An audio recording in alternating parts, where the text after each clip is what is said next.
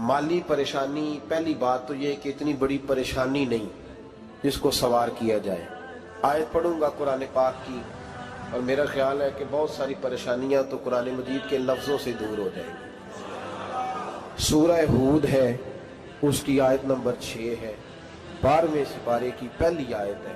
क्या अंदाज है और मेरे रब का कितना मन मोह लेने वाला और दिल को छू लेने वाला अंदाज है। रब करीम ने फरमाया वमा मिन दाब्बतिन फिल अर्द, फरमाया नहीं जमीन पर कोई भी ऐसा चलने वाला, जमीन पर कोई ऐसा नहीं जो चलता हो, इल्ला अलल्लाहि रिज़्कुहा, जिसका रिस्क अल्लाह ने अपने जिम्मे न लिया हो।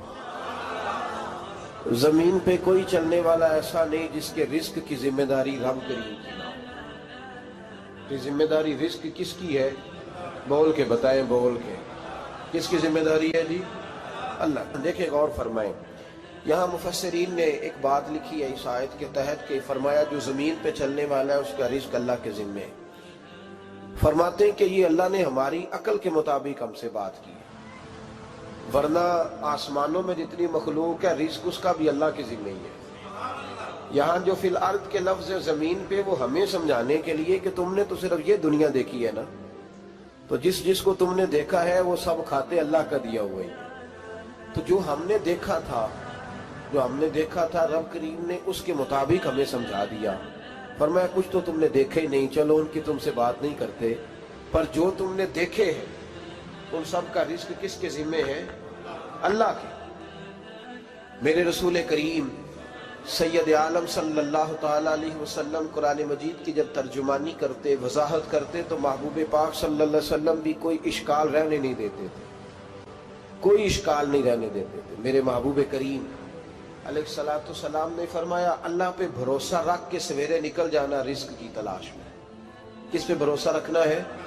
निकलना तुम्हारे जिम्मे है। ये ना कहना कि घर बैठूंगा तो यही आएगा, निकलना तुम्हारी जिम्मेदारी है। जितनी जिम्मेदारी है वो पूरी करना। अल्लाह पे भरोसा करके निकल जाना तुम्हारी जिम्मेदारी है। रब का जिम्मा है तुम्हें रिस्क देना, वो जरूर तुम्हें रिस्क पहुंचाएगा। या रसूल अल्लाह सल्लल्लाहु अलैहि वसल्लम किस तरह पहुंचेगा? तो जरा हुजूर के लफ्जों का हुस्न भी देखिए। नबी पाक सल्लल्लाहु अलैहि वसल्लम ने फरमाया जिस तरह मौत तुम्हें ढूंढ लेती है ना कि तुम कहां मौजूद हो, जब वक्त आता है तो इंसान पाकिस्तान में हो तब भी आ जाता है, जद्दा में हो तब भी आ जाता है, मक्का में हो या मदीना तैयबा में वक्त फिर भी आ जाता है। फरमाया जिस तरह मौत तुम जहां भी हो तुम तक पहुंच जाती है ना, इस तरह तुम्हारा रिस्क भी तुम जहां मौजूद होते हो अल्लाह वहां पहुंचा देता है, पहुंचा देता है। तो या रसूल अल्लाह सल्लल्लाहु अलैहि वसल्लम किस अंदाज में? तो फरमाया निकल जाना तुम्हारी जिम्मेदारी है। फरमाया सवेरे परिंदे भी निकल जाते हैं और शाम को जब लौटते हैं तो अल्लाह उन्हें पेट भर के रोजी अता फरमाता है। हालांकि उनको नहीं पता होता हमारा कारखाना कहाँ है, हमने कहाँ जाके मजदूरी करनी है। उनको नहीं पता होता कि हमारा दफ्तर कहाँ है, हमने किस ऑफिस में बैठना है। उनको नहीं पता होता कि हमने कहाँ जाके माल खरीदना है और कहाँ से हमने फिर उसको दोबारा बेचना है।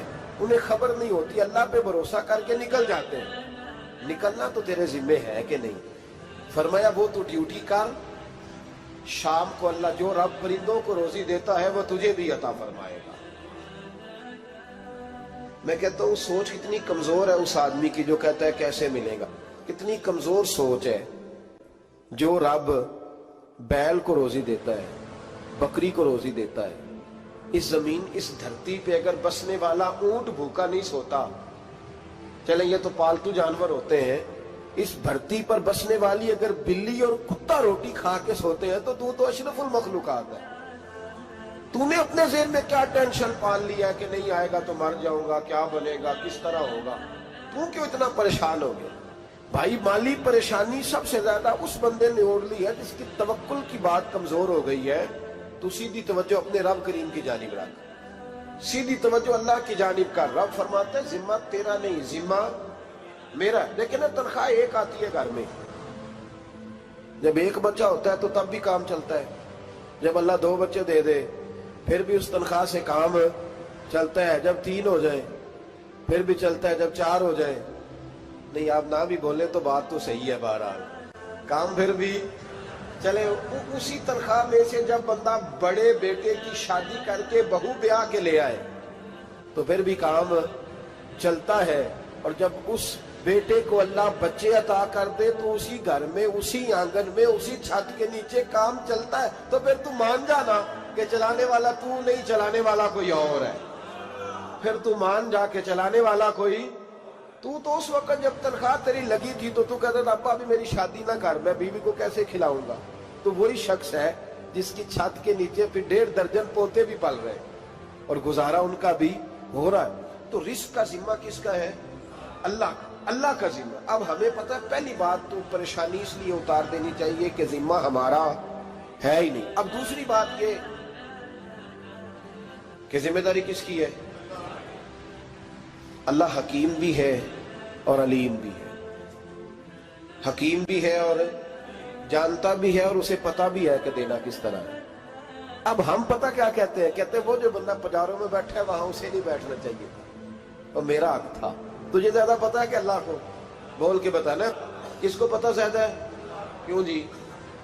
تو آپ اصل ٹینشن پتہ کب لگتی ہے؟ جب بندے کہتے ہیں نہیں وہ پجاروں میری تھی، میرا حق تھا۔ وہ جب گزرتی ہے نا پاس سے مہران کے تو مہران والا ٹینشن بڑی لیتا ہے، حالانکہ اللہ کو زیادہ پتہ ہے کہ وہ حق۔ ایک بات اپنے ذہن میں یاد رکھ لیں، رٹ لیں کہ جو میرے لیے بہتر تھا میرے رب نے مجھے دے دیا، تو بات ختم ہو گئی۔ بس وصل اچھا ہے نا فراق اچھا ہے، یار جس حال میں رکھے وہی حال اچھا ہے۔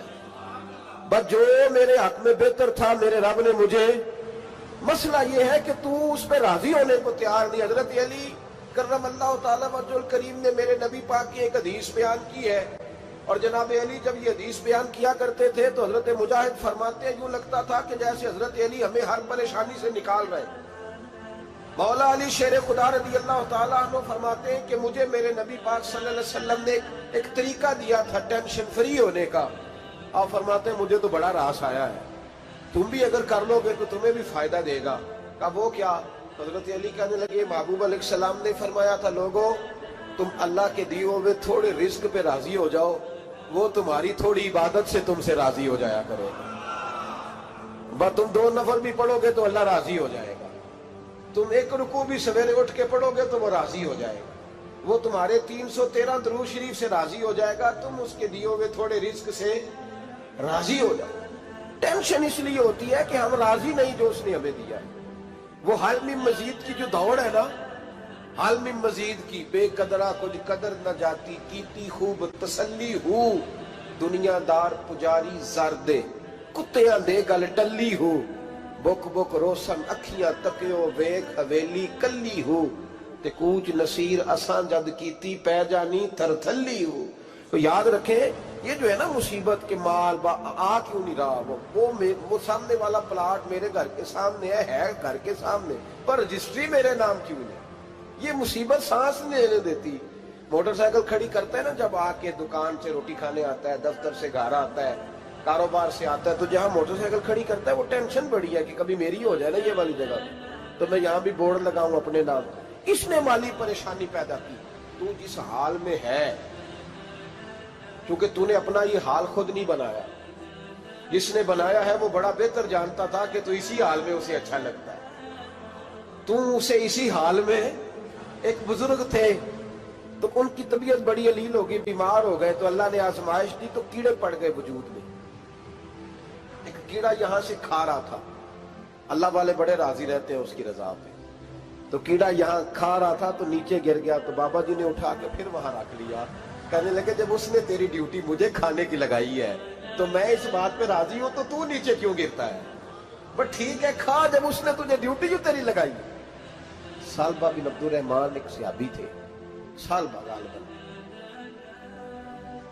نبی پاک صلی اللہ علیہ وسلم کی خدمت میں آئے، کہنے لگے یا رسول اللہ صلی اللہ علیہ وسلم غربت بڑی ہے، میرے لیے دعا کریں اللہ زیادہ مال دے۔ تو محبوب صلی اللہ علیہ وسلم نے فرمایا تو جس حال میں اچھا ہے وہ تیرے لیے بہتر ہے، جس میں تو ہے وہی حال تیرے لیے مشکل ہے نا۔ یہ جواب سننا، کہتے پیر صاحب فلان جگہ سے تویز آیا، وہاں تو وارے نے آرے ہو گئے، تو آپ کے ہاں، تو میں کہتا ہوں یہ تویز دینے والا اگر تویز دے کے امیر بناتا ہے تو پہلے خود کیوں نہیں بنتا؟ یہ خود تو 150 کا تویز بیچ رہا ہے، اپنی بیچارے کی حالت یہ ہے. اگر اتنا ہی تویز اس کا چلتا ہوتا تو پہلے 5 جو پجارو اس کے دروازے پہ کھڑی ہو. عجیب چکر ہے اور عجیب جگہ لوگ الجھ گئے، سمجھتے ہی نہیں بات کو.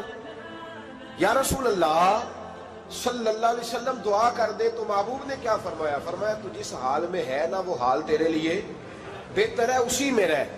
کہ نہیں حضور دعا کرے. فرمایا سال بعد تو باز آ جا. حضور دعا کرے. فرمایا تو باز آ جا. 2-3 دفعہ کا ضد کی. محبوب نے فرمایا جا پھر اللہ تجھے زیادہ پیسے دے گا. چند بکریاں خریدی، اتنی برکت ہوئی کہ بکریوں کے ریوڑ بن گئے.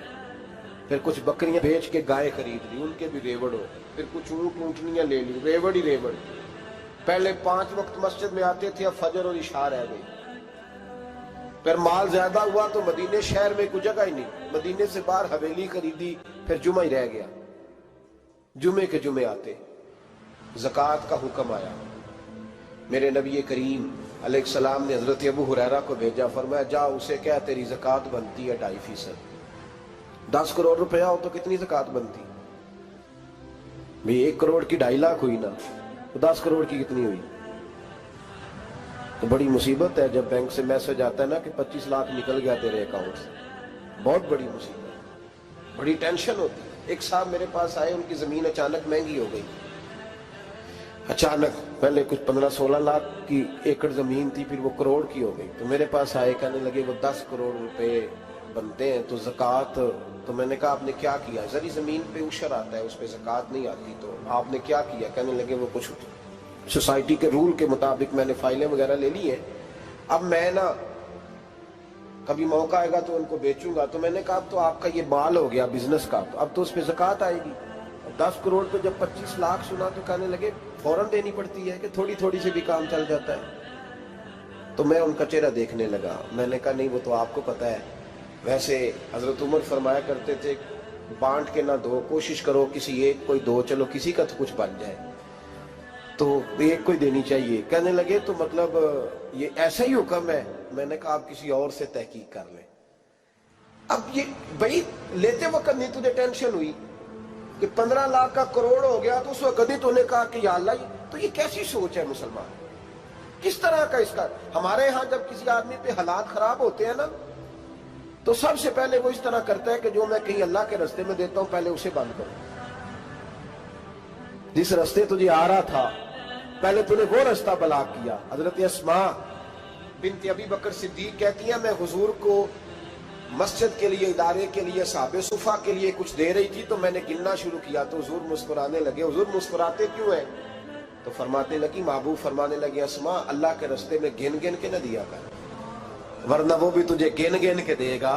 تو اس کے رستے میں بے حساب دے، وہ بھی تجھے بے حساب ہی عطا فرمائے. لیکن پہلے یہ والا پہلے دروازہ بند کرو، یہاں سے پیسے ختم ہو رہے ہیں. تو اس طرح کرنا بھائی. اس دفعہ سور ذرا گرمیوں والے نہ خرید، لیکن جو تو اللہ کے رستے میں دے رہا ہے اسے دیتا رہے. لیکن ہم اپنا نقصان کرتے ہیں، زیادتی کرتے ہیں اپنے ساتھ. میں نے آپ کو پہلے بھی بتایا تھا پیار کی بولی ہے، پھر بولتا ہوں. ایک بڑے بڑے پیار والے دوست ہیں، ایک دفعہ مجھے کہنے لگے کہ آپ کئی دفعہ اعلان کرتے ہیں تو مجھے اچھا نہیں لگتا، اور آپ ادارہ بھی بہت زیادہ بننے والا ہے، بڑی چیزیں میں دیکھتا ہوں جو ہوں تو بڑا نظام اچھا ہو جائے. آپ دعا کریں اللہ مجھے پیسے دے تو میں بڑے سارے خرچ کروں گا اس کے رستے.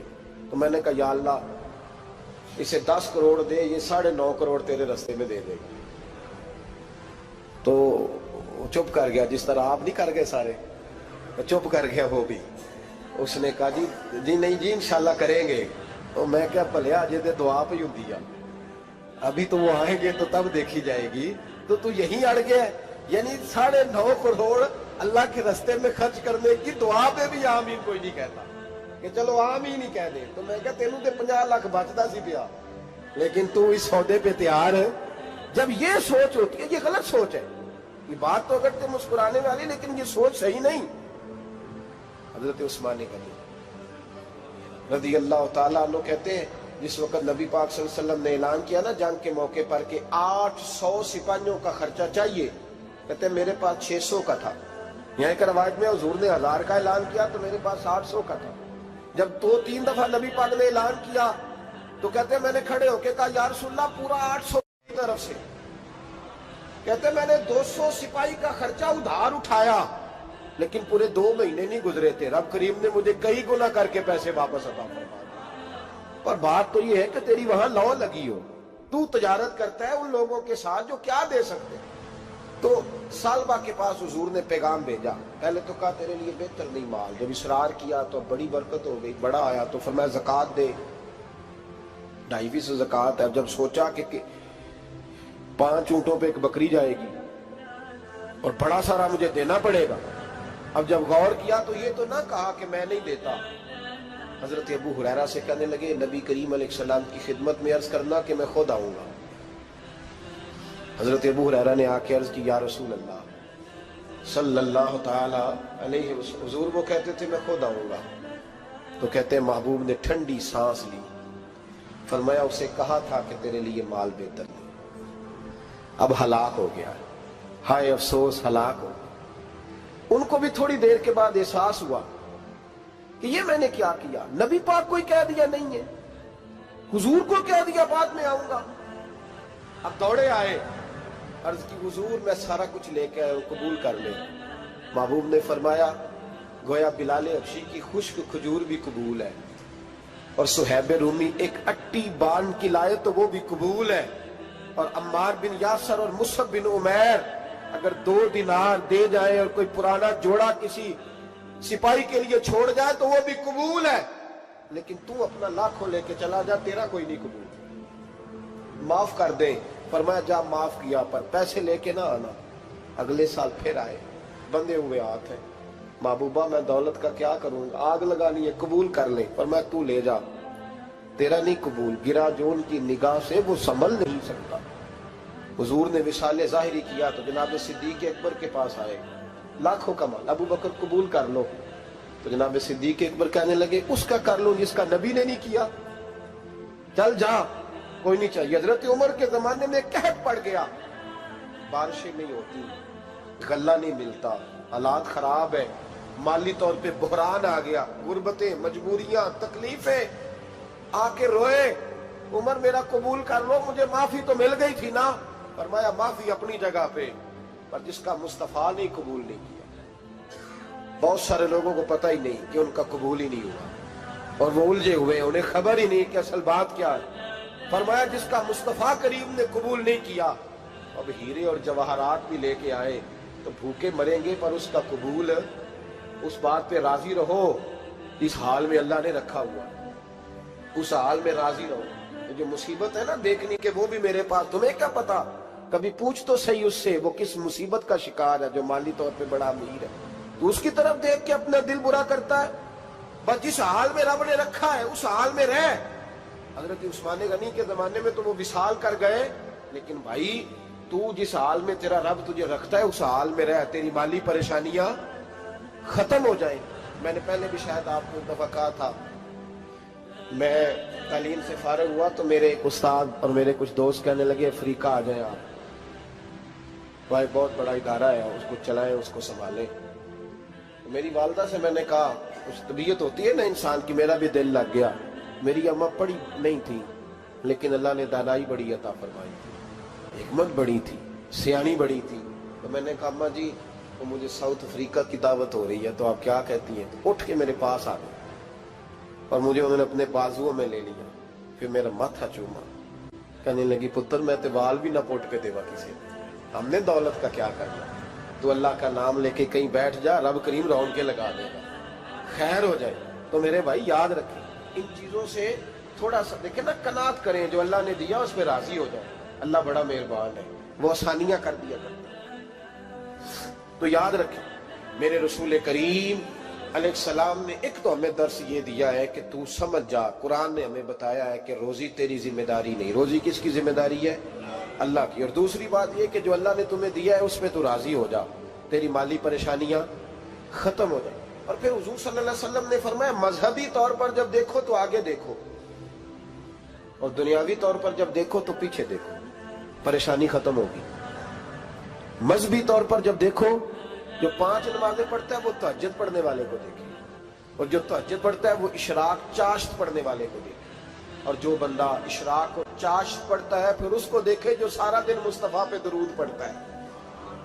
اوپر اوپر دیکھے کہ میں نے اور نیک ہونا ہے اور نیک، اور جب مالی معاملہ ہے تو پھر نیچے دیکھ.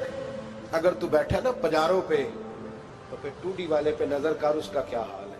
اور اگر تو وہاں بیٹھا ہے تو دیکھ مہران والا بھی تو گاڑی چلا ہی رہا ہے نا. اور اگر تو وہاں ہے تو موٹر سائیکل والا دیکھ، اور تو وہاں ہے تو پھر سائیکل والے پہ نظر. اور اگر تو سائیکل والا ہے تو پیدل والے کو دیکھ. اگر تو کرائے کے مکان میں رہتا تو پھر جھونپڑی والے کو دیکھ. اور اگر تو جھونپڑی میں رہتا ہے تو پھر بھی پریشان نہ ہونا. کچھ ایسے بھی ہیں جنہیں جھونپڑی بھی نصیب نہیں، جو سڑک پہ لیٹے ہوئے. اور اگر تو تندرست ہے نا تو کبھی جا کے ہسپتال میں دیکھ حال کیا ہے، لوگ کس حال میں ہیں. تو ہم شکر نہیں ادا کرتے. اس کا نقصان کیا ہوتا ہے؟ نعمتیں چلی جاتی ہیں. اللہ فرماتے ہیں لئن شکرتم لازیدنکم، تو شکر ادا کر، میں نعمتوں میں اضافہ کر دوں. تو بھائی مالی پریشانی کا تیسرا سبب یہ ہے کہ ہم دیکھتے ہیں مالی طور پر اوپر، تو پھر ہمیں طبیعت بگڑتی ہے. اور پھر مالی پریشانیوں کے کچھ اور اسباب بھی ہیں. امام شافعی فرماتے ہیں جن گھروں میں لوگ فجر کی نماز کے وقت سوئے ہوتے ہیں ان گھروں میں رزق نہیں آتا. آپ فرماتے ہیں فجر کا وقت اللہ کے دینے کا وقت ہے، اس وقت اللہ بانٹتا ہے. حضور صلی اللہ علیہ وسلم کا فرمان ہے نا حدیث میں کہ تہجد کے وقت اللہ پہلے آسمان پہ نزول جلال فرماتا ہے جو اس کی شان کے لائق ہے تہجد کے وقت، اور وہ کہتا ہے مانگو میں تمہیں عطا کروں گا. لینے کی باری آئے تو بندہ سمیٹ سماٹ کے اندر گھس جائے. ہمارے ہاں یہ ہوتا ہے کہ عشاء کے بعد بچے بیٹھتے ہیں موبائل لے کے، تہجد کا وقت آتا ہے تو ان کی آنکھیں بند ہونی شروع ہوتی. تو لینے کے وقت تو سویا تھا، ذرا مسئلہ کیسے حل ہوگا؟ بھائی جب کوئی آدمی خیرات بانٹ رہا ہو تو جو پیالہ پیچھے کر لے اسے ملے گا؟ کہتے اس وقت آنا جب میں بانٹ رہا تھا، اب تو کدھر آ گیا ہے؟ مثال دے رہا ہوں. تو فجر کا وقت مانگنے کا ہے، تو ساری رات تو گزر گئی گیمیں کھیلتے، ٹی وی دیکھتے، اور جو لینے کا وقت تھا تو سو گیا، تو کیسے آئے گا تیرے پاس؟ تو اٹھے سویرے بندوں سے مانگ کے دیکھ لیا، بڑی عزتیں خراب ہوئی. فجر کا وقت اٹھ کے جھولی پھیلائے